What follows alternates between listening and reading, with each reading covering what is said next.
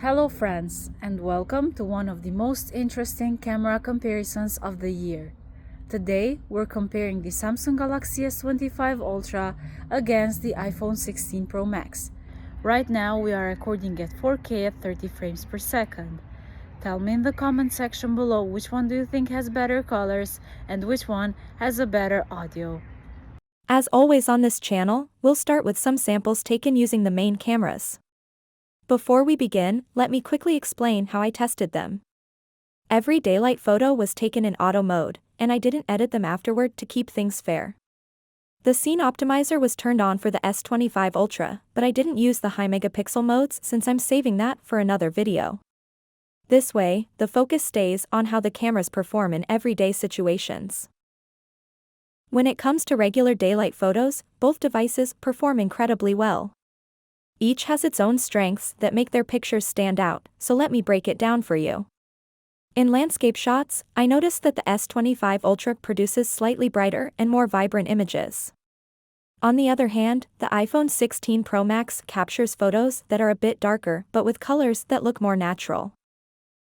In some samples, like this one, the differences are much more noticeable. The S25 Ultra shows a more vivid sky, and even the red tones of the building look much more saturated. The iPhone 16 Pro Max, on the other hand, has more muted colors. Both implementations are great, and it really comes down to personal preference for which one you like better. Personally, I prefer the vibrant photos from the S25 Ultra. While I can't deny that the iPhone 16 Pro Max takes equally impressive pictures, the images from the S25 Ultra appeal more to my eyes. I find myself leaning towards its brighter and more colorful results. If you prefer pictures with natural colors, the iPhone 16 Pro Max is likely the better choice for you. But if you enjoy pictures with vibrant, eye-catching colors that are ready to share on social media, the S25 Ultra might be the better option. Both devices also come with ultra-wide cameras, and right away, I noticed some differences. The iPhone 16 Pro Max tends to produce warmer colors, while the S25 Ultra leans more toward cooler tones. After closely comparing the samples side by side, I also found that the S25 Ultra delivers slightly sharper pictures. The new and improved ultra-wide camera on the S25 Ultra appears to be a nice upgrade over its predecessor. As you can see here, both pictures look great, but, similar to the main lenses, they show noticeable differences in colors and saturation. Personally, I prefer Samsung's approach here, where the shadowed areas are a bit brighter and more visible. While its pictures may not be as color accurate as those taken with the iPhone, it's a trade-off I'm willing to make for brighter dark areas in the photos. The ultra-wide camera on the iPhone 16 Pro Max is one of the best in the industry, consistently capturing sharp images. However, I believe the ultra-wide camera on the S25 Ultra has now surpassed it, offering photos with more detail and clarity. For example, in this shot, the entire image on the S25 Ultra seems to have a natural level of sharpening, while on the iPhone, the sharpening appears a bit more aggressive, which doesn't look as pleasing. Additionally, the colors on the new Galaxy phone are noticeably better. Now let's test their zoom capabilities. At 2x, both retain a lot of detail, even though they use digital zoom. The S25 Ultra is a bit sharper around my face and hair, but the 16 Pro Max is almost just as good. Surprisingly, my skin tone is more accurate on the Galaxy. At 3x, the S25 Ultra switches to its first telephoto sensor, while the iPhone continues with digital zoom. Unsurprisingly, the S25 Ultra retains more of my facial details, but the iPhone doesn't look bad at all. Of course, it isn't on par with the Galaxy, but it's still good. At 5x, they switch to their periscope sensors, and honestly, both look fantastic. They retain my facial details, and even my hair stripes are in focus on both devices. The images are very similar, even when it comes to my skin tone, as both are accurate and closely match each other. When we zoom all the way to 10x, both devices lose a bit of detail, with the iPhone taking a slightly bigger hit. The S25 Ultra performs really well, my face is sharp, and my hair remains in focus. In this other sample at 2x, we can see that both perform well, but the Ultra is a bit brighter, while the iPhone has slightly darker colors. Both, however, are really good. At 3x, just like earlier, the Ultra is sharper because it uses the 3x sensor, while the iPhone zooms in digitally. While the difference isn't as noticeable, it's worth mentioning. At 5x, both continue to perform well, with plenty of detail. The dynamic range is also on point on both phones, and there isn't a clear winner. On the other hand, at 10x, the S25 Ultra is sharper, while the iPhone starts to lose details. This clearly shows that Samsung's Ultra lineup is still the better device when it comes to the zoom category. Both phones use their ultra-wide cameras for macro photography, and both perform well in this area. The S25 Ultra is sharper than the iPhone and offers more contrast in its colors, though the 16 Pro Max is still decent. On the S25 Ultra, you can also use the periscope sensor for macro pictures. On the iPhone, using the same sensor, this is the closest you can get to taking a shot, and even at this distance the image isn't as clear. If macro photography is important to you, the S25 Ultra offers more options. Now let's take a look at some portrait shots. As you can see, portraits taken with their main cameras are simply stunning. The iPhone is a bit brighter around my clothes and face, but in my opinion, the S25 Ultra has really stepped up its game, and it looks just as good, if not better. The colors also appear livelier on the Galaxy. When we take portraits at 5x, we can see a big difference. The iPhone is very sharp, but the entire image looks a bit over-sharpened, which I'm not a fan of. The S25 Ultra, on the other hand, is fantastic. My skin tone is accurate, and my facial details are well preserved, yet the image doesn't appear as over-sharpened as the iPhone. In this other example, once again, we can see a significant difference in processing. The picture taken with the iPhone has muted colors, while the one taken with the Galaxy is lively and vibrant. While both are great pictures, I personally preferred the S25 Ultra here. If you're enjoying the video so far, please consider subscribing to my channel. When switching to their front cameras, both continue to deliver exceptional results, and I'm happy with them. If I had to pick a winner here, I would choose the iPhone because I think my skin tone looks a bit more accurate. In terms of details, both are quite similar. In this other sample, they are almost identical, and honestly, I'm surprised by how similar they are to each other. Both pictures have plenty of detail, and my skin tone looks accurate. I'm happy to see that they perform this well. When it comes to videos, iPhones have always been ahead of the Android competition, but this time, I think the S25 Ultra is doing a fantastic job. Based on what I'm seeing, its video quality is actually better.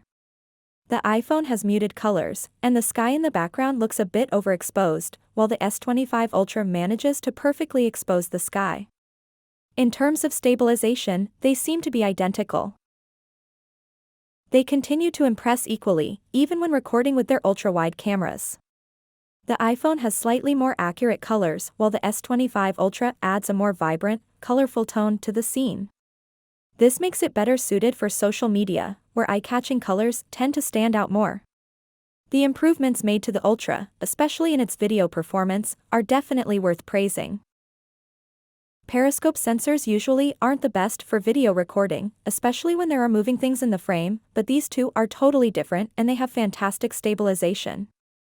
In this scene, the S25 Ultra seems to be a bit brighter, and I kind of prefer the more natural colors of the iPhone, but besides that, its video is just as good.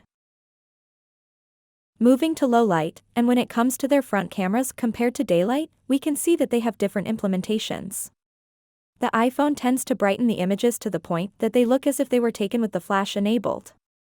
The Galaxy, on the other hand, looks more in line with how a night mode should work. In this other sample, they are closer to each other, with both devices performing great.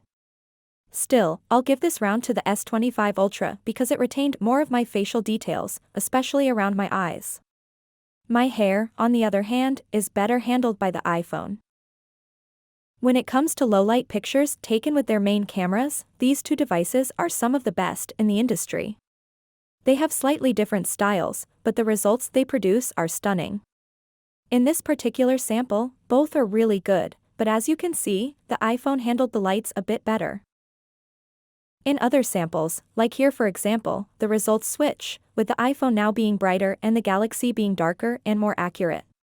Honestly speaking, I can't pick a winner because both are amazing.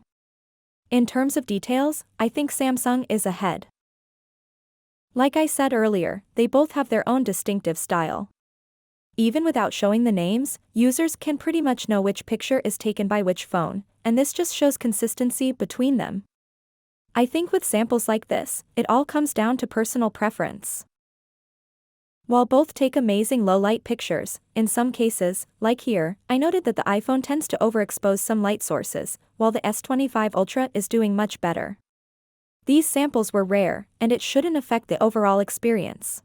In previous years, when switching to their ultra-wide cameras, I had to mention that they dropped in quality, but this year it is different since their ultra-wide cameras are almost on par with their main cameras.